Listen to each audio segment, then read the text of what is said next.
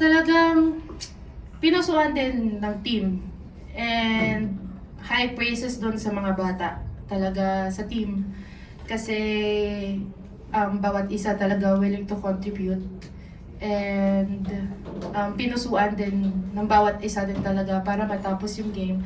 And of course, yung Adamson, talagang maganda yung nilaban nila ngayon. Maganda yung pinakita nila ngayon.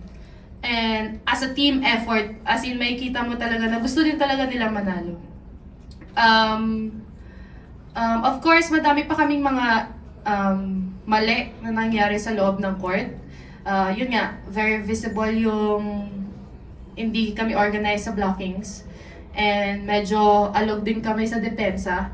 Kaya medyo nawala kami nung second set.